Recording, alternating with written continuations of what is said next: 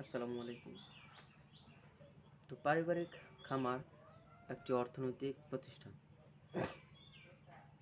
সুতরাং সুতরাং এইরূপ অন্যান্য প্রতিষ্ঠানের মতো পারিবারিক কৃষি খামারের সকল স্থাবর সম্পত্তির বিবরণ, ব্যয় বা বিনিয়োগের যাবতীয় তথ্য, আয়ের সকল তথ্য এবং মুনাফার তথ্য লিপিবদ্ধ বা নথিবদ্ধ করা প্রয়োজন। তো নিচে আপনাদের সামনে একটি নমুনা স্থাপন করব।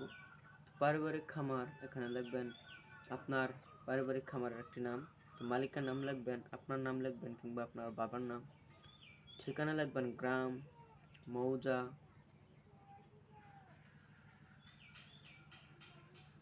বৈরা, বালুকা, উপজেলা, থানা ময়মনসিংহ সদর, ডাকঘর ময়মনসিংহ, এরকমভাবে লিখবেন আপনার।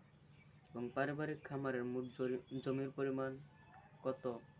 1 বিঘা, আমি লিখলাম মনে করেন 1 বিঘা 33 শতক, এবং উঁচু জমি 3 শতক, মাঝারি নিচু জমি 10 শতক, পুকুর হলো 20 শতক এবং খামার 3টি, মৎস্য খামার 20 শতক, সবজি খামার হলো 10 শতক এবং ব্রয়লার মুরগির খামার হলো 3 শতক।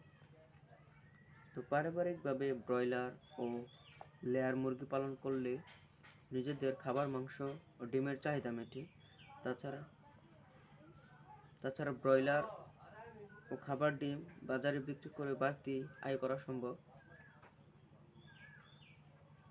100টি ব্রয়লার মুরগি পালনের আয় ব্যয় হিসাব করার একটি নমুনা দেওয়া হলো।